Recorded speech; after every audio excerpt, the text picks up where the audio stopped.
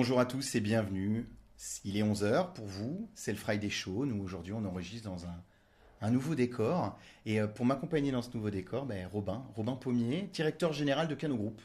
Tout à fait. Merci pour l'invitation. Mais c'est un plaisir de te recevoir ici, c'est un plaisir de partager ce moment. L'avantage que l'on a avec ta venue et la discussion qu'on va avoir autour du groupe, c'est votre vision hispano-française. Tout à fait. Vous êtes sur Tout ces à deux fait. marchés-là. Donc, tu as toi Exactement. un pied du côté d'Alicante et un autre en région parisienne, si je dis pas de Exactement. bêtises. Tout à fait. Donc, tu vas être capable de pouvoir nous donner, nous transmettre le pouls du marché en France et en Espagne. Et on va pouvoir un peu débattre dessus. Donc, on peut poser ce qu'est Cano Group déjà. Bien sûr. Alors, même plus que la France et l'Espagne, en fait, Mhm. parce qu'on travaille dans plus de 10 pays Ok. en Europe et on est assez proche des pays sur lesquels on travaille. Donc, on a pas mal, effectivement, de données sur ça. Donc, Cano Group, résumé rapidement. Déjà, c'est 20 ans cette année. Ok. Donc, on fête notre anniversaire cette année. Donc, c'est une grande année pour nous, très clairement. La société, à la base, c'était donc, on avait commencé, les deux frères fondateurs ont commencé par un garage et qui est devenu agent Renault. Ok. Donc, Ok. une marque française. Donc vraiment, tout à fait. Qu'on a toujours, Ouais. toujours au même endroit et toujours voilà, avec la même dynamique. Et ensuite, l'internationalisation, Ouais. la compréhension qu'effectivement le marché français, c'est le marché français, mais qu'il y a aussi beaucoup d'autres marchés et que les liens et les flux entre les pays sont aujourd'hui indispensables. Et donc ça, c'est Cano Automobile et Cano Espagne, qui est le reflet, qui fait beaucoup de marchés national. Donc on achète des véhicules en Espagne, on Mhm. revend en Espagne. Donc, sourcing B2B de véhicules d'occasion. Tout à fait, Il y a exactement. aussi de la logistique dans le groupe, Et il y a la en plus de logistique, l'agence de marque. exactement. Donc on a un parc, on a même deux parcs, en tout Mhm. on a à peu près 1000 places. Et donc on fait du transport aussi. Ok. Donc voilà, en fait, ce qu'on a essayé de faire, c'est d'être présent sur tout le long de la chaîne de Bien valeur, sûr. tout le flux de valeur. Donc aujourd'hui, ouais, on a vraiment 5 entités sur l'automobile qui partent du sourcing, l'achat, jusqu'à la livraison du véhicule et toute la partie administrative, etc. Donc En on sourcing, on est remplit. sur quel volume à peu près par an de véhicules entre la France et l'Espagne? Cette année, on devrait atterrir sur 10 000. C'est un très beau volume. Voilà. C'est un Bah, très beau volume. Ça fait de vous déjà un acteur de poids dans la chaîne de valeur d'approvisionnement de véhicules. tout à fait, exactement. Mais on n'est pas l'entreprise forcément la plus connue où on se met pas Non, non, non, il y a forcément une très en certaine avant. Je discrétion pense que beaucoup de cultivée gens que oui, vont oui, aller je effectivement. reconnais, c'est pas toujours facile de créer le lien, mais Tout à fait, ça ne les rend que tout à plus fait. forts. Ça. Voilà, Voilà. exactement. C'est important aussi dans notre métier, forcément. Mm. C'est ce qu'on nous demande. Beaucoup Bien de sûr, fournisseurs nous demandent évidemment. d'avoir beaucoup de discrétion. Donc voilà, non, c'est notre force. Et voilà donc un petit peu ce qu'est Cano Group aujourd'hui. Et donc, du coup, est-ce que tu peux nous donner déjà la dynamique du groupe en ce moment? On a beaucoup d'acteurs du marché qui ont eu des angoisses, Ouais, des tout inquiétudes. à fait. On a longuement parlé des buybacks lors des émissions précédentes, avec les invités Bien précédents. sûr. L'absorption des valeurs résiduelles qui sont très compliquées. La pénétration du véhicule électrique sur le marché de l'occasion qui est aussi très compliquée. Mhm. Comment ça se passe du côté de chez Cano Group en ce Ouais, début d'année? Est-ce que les chiffres sont toujours verts et positifs? bon, c'est ce que je disais, mais c'est vrai que bon, nous, on va partir sur, on doit être sur à peu près 20% de croissance Sur à fin l'ensemble du groupe, donc février. France, Espagne et les autres pays Exactement, dans lesquels vous tout à travaillez. fait. Hmm. Et en fait, bon, évidemment, les trends sont pas les mêmes partout en Europe, très clairement. On va Mhm. pouvoir en parler ici, notamment sur le marché espagnol. Mais effectivement, bon, on est une petite part du business, mais évidemment, on arrive encore à trouver des dynamiques. Et on est dans un moment de changement et de transformation énorme Hmm. qui va donner des opportunités énormes pour tous les acteurs Hmm. qui ont envie voilà, de se projeter, d'arriver à prendre les bonnes orientations. Ça Bien va être sûr. une question d'orientation. La différence est énorme tout de même entre l'Espagne et la France. On peut faire un petit focus France, un petit focus Espagne. T'as beaucoup de différences entre les deux. La dynamique est vraiment opposée ou alors non, la France n'est pas si mauvaise que ça au final. Alors, ce qui est globalement certain, c'est que enfin, la première, le point commun entre les deux, c'est le ralentissement des volumes VM. Mhm. Où là, sur le ralentissement des volumes VM, on est sur la même à peu près partout en Europe d'ailleurs. Et c'est plutôt la réaction du consommateur qui est un peu différente. Et donc, on est sur un marché en croissance en Espagne et où, là attention, la demande est plus forte que l'offre. Incroyable. Donc, Incroyable. On effectivement, a connu ça en France il y a 2 3 ans. exactement. Et par exemple, un pays où l'Espagne fait tout pour qu'il n'y ait pas d'import, Ouais, et ben en fait se trouve obligé d'importer. obligé d'importer. Et du coup, la France joue un rôle majeur dans les importations de véhicules. Bien sûr, bah, forcément le voisin, le Portugal aussi, Ça, on m'en a parlé. On m'a dit évidemment. que le Portugal était aussi une source Exactement, très intéressante de VO. Et du exactement. coup, ce qu'on peut dire aussi, si c'est vrai, le marché espagnol, le consommateur paye un peu plus cher, a plus tendance à bien optionner ses véhicules et à acheter des véhicules une valeur plus élevée que le français. Vrai ou faux? Alors, sur le prix moyen Ouais, le prix moyen. facial, il Ouais. est, il est à peu près 1 500 € inférieur Ah, à la donc, France. ok, donc parce que très bien. Donc c'est peut-être sur les VN. Je me souviens juste au C'est passage possible, hein. de l'étude de l'Observatoire CTLM d'il y a 1 ou 2 ans qui avait décelé que l'acheteur espagnol achetait ses véhicules un peu plus cher que l'acheteur Ouais. français, mais peut-être sur le VN. Mais alors, ce qu'il faut savoir, c'est que le, Hmm. le primo-accédant effectivement du VN est Ouais, plus âgé en Espagne. Ça, ok, c'est un premier élément. ouais. Donc, potentiellement, ça a un impact. Mais surtout, ce qui se produit en Espagne, c'est qu'il y a beaucoup de véhicules qui viennent de la location. Donc, c'est pas Mhm. forcément des véhicules qui sont très optionnés. Bien Qui sûr. partent de la location. Donc, beaucoup de VO sont sur des configurations assez, assez Donc du basses. coup, le matériel du loueur trouve facilement son public et ses clients de l'autre côté des Pyrénées. Exactement. Ouais, donc ça c'est aussi Ouais, ouais, tout à fait. Tout une à fait. stratégie très intéressante. Alors, ce qu'il faut savoir, c'est que tout est fait en Espagne, enfin, en tout cas pour complexifier un petit Bien peu sûr. Ouais, l'importation. les imports sont compliqués. Si t'as Exactement. pas les rouages, si t'as pas les mécaniques administratives, tu mets les pieds dans un bourbier, Exactement. on est d'accord? Exactement. Donc ça, on peut dire ça comme ça si on veut. De toute façon, c'est en français, donc on risque pas J'ai Mais pas la par exemple, traduction ouais, c'est espagnole, j'ai pas la ça. traduction espagnole. Mais par exemple, je te donne un exemple, mais tu veux importer un véhicule 0 km en Espagne, tu dois lui faire passer le contrôle technique, même Ok. si le véhicule Ouais, n'a alors qu'il est pas. neuf et qu'il n'y a pas Il il y a est pas de neuf, raison particulière. Ok. exactement. Donc ça fait partie dans la chaîne logistique, c'est des vraies problématiques. Mais donc d'un pays qui fait tout pour ne pas avoir d'import spécifique sur le pays, aujourd'hui, il Mhm. se retrouve dans cette situation-là. Deuxième élément, je te le donne, qui m'a beaucoup marqué par rapport un petit peu tu sais, à la morosité ambiante qu'on Mhm. peut avoir sur des personnes en France. J'étais à un congrès la semaine dernière qui s'appelle Facon Auto des concessionnaires. Magnifique événement en Espagne. Magnifique. Bravo, ouais. Très bel événement. Et problématique numéro un des professionnels de l'automobile, il y a eu un questionnaire avant, trouver du personnel, Ouais. trouver du personnel. Alors, en France aujourd'hui, t'as pas forcément ces éléments-là qui démontrent complètement une dynamique Mhm. sur, Il y a des sur la... difficultés Ouais, RH, mais elles sont peut-être pas aussi marquées qu'en Espagne. Mais exactement. tu l'as beaucoup dans la prévente. La Ouais, problématique, c'est tout à beaucoup fait. plus dans la prévente que dans la vente. Bien sûr. La prévente, c'est compliqué. Les Ouais, carrossiers, ouais. trouver des gens de métier, les Mécanicien, tout à mécaniciens, fait. c'est compliqué. Ouais. Donc, Donc ils ont ce problème-là en Espagne. ils ont ce problème-là, effectivement, ouais, à trouver même des personnes qui vont faire la vente, du sourcing, enfin voilà, c'est... Ils vont aller recruter des Puis c'est des Français. métiers. Ouais. Oui, bah, oui, déjà, ouais, c'est déjà un peu le cas pour ceux qui aiment le soleil. Hmm, Mais ouais, ouais, il y a un besoin qui est énorme. Et puis, de toute façon, tous nos métiers se transforment. Donc, mhm, en plus, ce que tu avais pour faire du sourcing avant, de la vente avant, bah, aujourd'hui, il y a des nouveaux outils, il y a plein de bien transformations sûr. qui sont en place et qu'il faut accompagner. Et donc, les profils ne sont pas forcément les bons, les mêmes. Et tu es obligé peut-être aussi de changer un petit peu. Voilà, tes besoins et le profil type de ton Bien sûr. vendeur ou de ton acheteur, quoi. Bon, et ces flux du coup d'import-export, pardon, excuse-moi, tu les vois évoluer positivement? Tu penses que ça va s'accentuer dans les mois à venir? Les opportunités d'exportation de Mhm. la France vers ses voisins les plus dynamiques en Europe, Mhm. tu penses que ça va s'accentuer? Alors s'accentuer, ça pour moi c'est une certitude. Bon, le Hmm, marché français est devenu un marché d'export. ouais. Premier point. Ce qui est Les...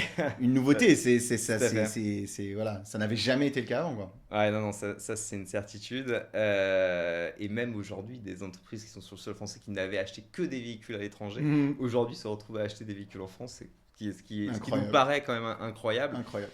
Mais dès que vous avez en fait, il y a toujours des déséquilibres entre les marchés, entre les dynamiques de marché, parce qu'il y a des politiques internes au pays, et donc du coup, évidemment, que le flux d'import-export, il continuera d'augmenter. Il Mm. continue. Là, il a peut-être jamais été aussi fort, et il va continuer d'augmenter tant qu'il y aura ces dérèglements entre l'offre et la demande sur les marchés. Si tu as un pays voisin qui a une offre plus forte que la demande, et inversement, juste à Mm. côté, tu as forcément des flux d'import-export qui se mettent en place. Bien sûr. Et euh, aujourd'hui, les flux d'import-export entre la France et l'Espagne, par exemple, sont très très forts. Et il y a certains éléments politiques qui font que, par exemple, beaucoup de loueurs sont obligés d'exporter leurs véhicules depuis l'Espagne, parce que sinon il faut qu'ils payent une taxe si elle n'a pas eu 24 mois, par exemple. Donc voilà, il y a le flux d'import-export aujourd'hui, il est essentiel. Et j'ai même envie de dire, je sais même pas si on peut appeler ça un flux d'import-export. Je dirais plus qu'en fait, maintenant, on est sur un marché européen. Ouais, c'est très bien On dit. est sur un marché européen. C'est une bonne réflexion. Je pense que c'est plus comme ça qu'il faut le voir. Si tu veux élargir ton activité et développer intelligemment ton business aujourd'hui, tu peux plus être aussi ciblé que ton département, ta région, ton pays. Tu dois Tout à être fait. européen tout de suite. En fait, si t'es pas européen, tu te mets dans la situation de risque que ton seul marché pour des décisions politiques, des décisions, voilà, soit en difficulté. Mais on le voit, hein, il y a des groupes de concessions aujourd'hui qui ouvrent dans des pays. En Espagne, nous, on a des groupes de concessionnaires français qui viennent s'implanter en Espagne. Et ça permet de diluer quand même un peu le risque des décisions qui peuvent être prises, des trends de marché, des dynamiques. Et aussi bah, de pouvoir se dire, ok, bah, c'est un produit qui ne marche pas très bien dans mon pays A, je vais aller tout mettre dans mon pays B, et puis en fait, ça va fonctionner.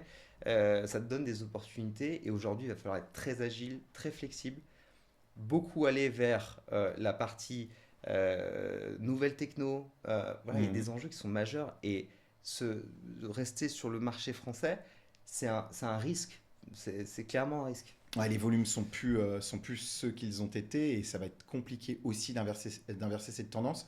Nous, on Mhm. observe quand même que sur les plateaux, par rapport aux données que l'on a sur les 5 dernières années, Mhm. on observe qu'il y a plusieurs plateaux de décroissance sur le VN. Ça n'a pas Ouais, besoin de sortir de Saint-Cyr et ouais, d'être s'il te plaît, ouais. sorcier, magicien même pour comprendre ça et le voir.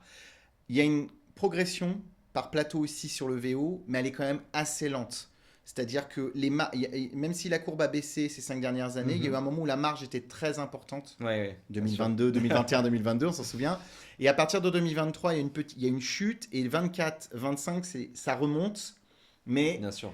est-ce on retrouvera à terme les valeurs de 2019 même sur le VO, parce qu'on dit que sur le VN c'est fini, on le sait, 1,9 million, 2 millions Ouais, de ouais. véhicules c'est fini. Hmm. Mais pour le VO, ça va être compliqué aussi de récupérer à terme des valeurs aussi hautes que celles qu'on connaissait en 2019. Donc il faut s'adapter à ça. Ben, il y a énormément il y a énormément aujourd'hui de choses qui bouleversent un peu le marché. Alors, je pense que c'est pas pour n'importe quel acheteur, c'est extrêmement compliqué de se décider aujourd'hui à investir dans l'automobile. Bien sûr. Je pense que là, aujourd'hui, c'est le pire. Donc, on a les solutions d'énergie. Enfin, aujourd'hui, je pense que chaque marché est lié à un trend quand même. Mhm. Il y a des trends positifs, dynamiques positives, dynamiques Mhm. négatives. On est plutôt sur effectivement la France, une nation. Par contre, c'est absolument pas certain que demain, ça reparte pas Mhm. comme sur l'Espagne avec une forte dynamique marché. Et voilà. Mais Et toi, en tant que sourceur, quand tu vois tout ça, que ce soit en Espagne, en France ou partout en Europe, mhm. tu adaptes aussi les profils de véhicules que tu vas aller chercher. Tu t'es mis aussi à sourcer de plus en plus vieux. Tu accompagnes les professionnels avec des véhicules qui sont détenus de plus en plus longtemps. Donc, du coup, Ouais. on a des véhicules qui reviennent, qui sont un peu plus vieux. Tout ne se joue pas sur le 0 km et le buyback. Aujourd'hui, il y a un autre marché. Ce marché, il existe déjà pour toi? En fait, ce marché, il est extrêmement complexe à aborder pour des pros. Mm. Par exemple, juste un exemple, mais 41% des véhicules en Espagne sont des véhicules de plus de 15 ans. Ouais, Ce marché-là, il ne peut pas appartenir aux professionnels aujourd'hui avec les ouais. coûts de structure, etc. Donc, mais sur des retours de longue durée, évidemment, on Mm. va avoir des produits qui vont aller sur 4-5 ans. 4-5 ans et vous êtes 4-5 déjà ans, capable tout à aujourd'hui fait. de vous positionner et d'offrir ce type Mais, de mais, sourcing. mais, mais tu vois, encore une fois, tu vas avoir des pays où bah, importer un véhicule de plus de 2 ans, c'est pas possible parce que ça demande, il serait trop fortement taxé. Donc, du coup, il y a quand même beaucoup entre tous les pays, un panel de lois qui font qu'il y a des freins, des possibilités. Il faut être très fort sur la connaissance de chaque marché pour pouvoir proposer le bon produit. Il y a des pays, voilà, vous avez plus de 2 ans, on ne peut pas importer. Donc, Ouais, je vois très bien. voilà. Ta vision sur les prix? Ouais, On a des prix que c'est de plus en plus. Il y a énormément de tension sur les produits. On a des prix qui ont plutôt tendance à grossir. ouais, Il n'y a pas longtemps, faut pas que je dise de bêtises, mais on échangeait, je crois, si je dis pas, avec la centrale, qui nous parlait du coût des véhicules neufs qui avaient pris 10 000 euros, je ouais, crois, en 4-5 ans. Le tout prix d'un à véhicule fait. neuf. C'est pareil, du coup, ça redescend sur le VO. Quelle est ta vision par rapport au prix, à comment on peut se positionner, comment on peut réconcilier le consommateur avec les prix du marché Ouais, aujourd'hui? alors c'est assez complexe. Bon, déjà, un des éléments hein, que je regardais là, depuis avant le Covid à aujourd'hui, les prix ils ont augmenté de 17% quand même Ouais, sur le VO. Hein. Donc, c'est une sacrée inflation. c'est une sacrée inflation. Puis ça a tendance un peu baissière. On a reperdu 4% Mhm. l'année dernière. Mais globalement, on est quand même aujourd'hui à 17. Acheter un véhicule identique, 17% de plus qu'avant le Covid. Donc déjà, c'est un point où voilà, et les voitures ont globalement changé, évidemment, mais bon, je ne suis pas sûr que ça justifie quand même Cette hausse l'apport des de prix. certaines On est options d'accord. de cette hausse des prix. Et après, ouais, je le vois un peu de manière complexe parce que on a quand même l'arrivée des véhicules chinois Mhm. qui vont quand même venir avec des produits qui sont vraiment fortement, on va dire, sur une valeur faciale bien Ouais. inférieure pour un véhicule donné identique, quoi, un niveau de finition identique. Mhm. Donc ça va quand même impacter énormément le marché européen. Bien sûr. Et d'ailleurs, tout est aussi une opportunité. Voilà, tout ça, c'est des appels d'air qu'il faut Mhm. savoir prendre. Parce que tout ça, c'est si on veut retrouver du dynamisme, bah, il faut prendre ces opportunités-là, ça c'est sûr. Et après, je pense que bah, les voitures sont toujours de plus en plus connectées. L'IA, data, tous ces éléments-là, et ça fait augmenter le prix des véhicules. Euh, tout ce qui est optionnement, voilà, ça fait augmenter le prix des véhicules.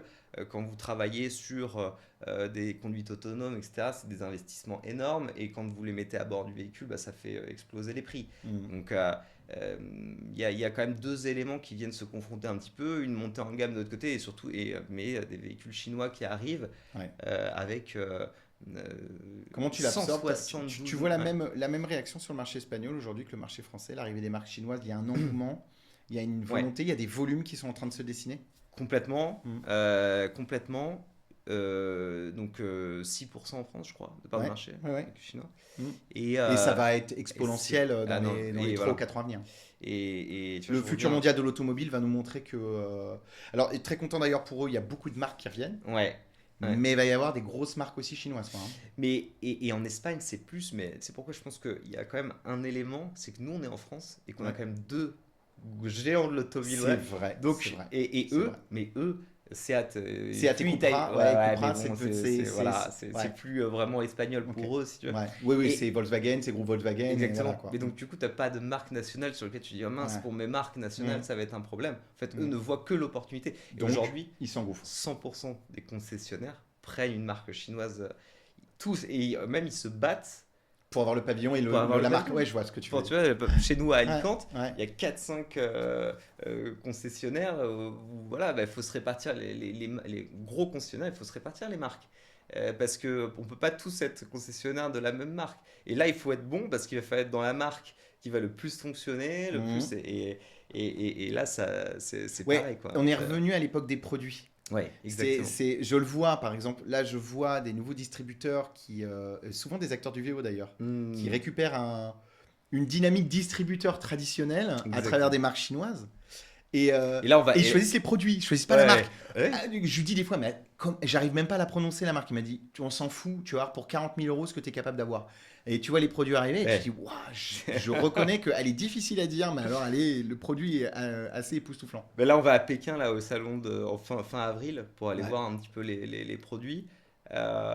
Et c'est vrai que aujourd'hui, voilà, il faut le vivre avec parce que, sauf décision géopolitique très forte, très puissante, ça va être compliqué de contourner le trend du véhicule chinois. Bien sûr. Donc il faut On en revient au marché européen. Ouais, mais tout Il à fait. refaut cette vision européenne d'une construction de plateformes automobiles qui permettent d'être solide sur ses appuis, d'avoir des véhicules compétitifs. Et Exactement. ça, là, pour le coup, cette décision ne nous revient pas, mais, Ouais.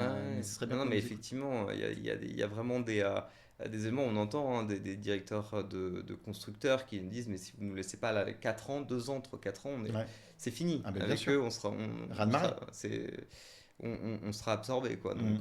Donc ouais, il y a des enjeux et il faut savoir avancer avec ça. Pour revenir sur notre marché du VO et pour conclure notre entretien, qu'est-ce que tu vois du marché d'ici la fin de l'année sur le VO? Est-ce que tu vois tout de même une légère progression comme en 2025 Mhm. ou un marché vraiment très stable ou un marché baissier? Quelle est toi à peu près ta vision avec ce que tu vis sur ce premier trimestre? Ah ouais, donc il y a plusieurs échos, mais je pense que réellement, ça va vraiment dépendre aussi de la stratégie des marques. Ceux qui ont envie vraiment, alors on sait, il y a Mm. la partie buyback, le dynamisme, on va pouvoir l'apporter au sein des vendeurs par Mm. des revendeurs de véhicules, par du pricing. Ouais, donc il faut des actions sur le pricing, Non, on mais est il faut d'accord. des actions sur le pricing. Un véhicule qui vaut 10 aujourd'hui vaudra plus 11 demain. C'est plus possible. La Mm. tendance, elle est baissière. Mm. Donc, il va falloir prendre les bonnes décisions Mm. très rapidement. Et ça peut apporter du dynamisme au marché. Et Ça c'est pourrait. vraiment quelque chose. Il faut, c'est la politique du cash flow. Là, on est à un moment où il faut recoffrer, refaire de la trésorerie. Tout On à le fait. répète lourdement, et ceux qui nous suivent toutes les semaines doivent se dire, mais il est insupportable à répéter Ouais, ça à longueur de truc, mais on en est à récupérer de l'argent pour réinvestir au bon prix, pour refaire vos marges. Parce que là, aujourd'hui, on ne peut pas attendre, Tout à garder fait. des produits trop longtemps qui ne se vendront pas dans 6 mois ou un an. Ça sera pire. Parce que si tu perds quelques milliers d'euros aujourd'hui, tu peux Tout à perdre fait. beaucoup plus dans 1 an ou 2. Donc, Moi, ce que j'appelle en interne, on appelle ça la vélocité, être capable Hmm. d'être très véloce, Exactement. d'être en permanence. Ok, on s'est trompé, on a acheté 400 euros, Hmm. perds-les maintenant, tu vas perdre 600 demain, Hmm. 800 après-demain, c'est le moment, c'est aujourd'hui, donc ça, il va falloir être très agile là-dessus et très concentré sur les évolutions des prix. Parce que ça va vite, Hmm. les constructeurs ont beaucoup de voitures, donc Bien parfois sûr. ils sortent des lots et ça met des situations de marché. On les connaît, les coups de téléphone. Waouh, Et tout ça voilà, c'est ça. à ce Et, prix-là, ok. et comprendre que maintenant il faut venir compenser avec du bon produit et amener vraiment cette dynamique sur le marché parce que ça va redonner un petit peu d'essence. Et même si c'est très complexe de voir des véhicules qui sont entrés à 5 000 euros au-dessus de ce qu'est leur valeur marché aujourd'hui, c'est comme ça ne changera pas. Ouais. Donc ça, il va falloir s'adapter. Et puis sur la consommation, je pense pas qu'il y ait des éléments qui viennent nous changer fortement la consommation sur le marché français, des décisions politiques, des choses, ça peut toujours arriver. Des leasing social, des choses comme ça qui sont Bien pas sûr, forcément des petites actions, mais des exactement. petites actions qui pourraient venir le renforcer. Je Ouais. pense qu'en tout cas, les marques et les constructeurs sont en train d'essayer quand même de pousser sur l'État français pour venir un petit peu accompagner Mm. ce marché, quoi. Donc, bon, on va dire que je pense qu'il va rester relativement stable, Mm. mais que par les décisions de chaque vendeur et peut-être une part avec l'État, bah, on va redonner un petit dynamisme au marché qui va nous permettre de gagner, de faire une croissance de 3-4 points, quoi. Ce que j'allais dire, ce Voilà. serait génial. Bah, nous, on a décidé et on a envie d'y croire. Voilà, exactement. Donc, Robin, Message d'espoir. exactement, c'est là-dessus qu'on conclut parce qu'il nous faut de l'espoir, il faut qu'on y croit. Merci. Merci pour ton temps, merci pour ta Merci. disponibilité, pour l'échange.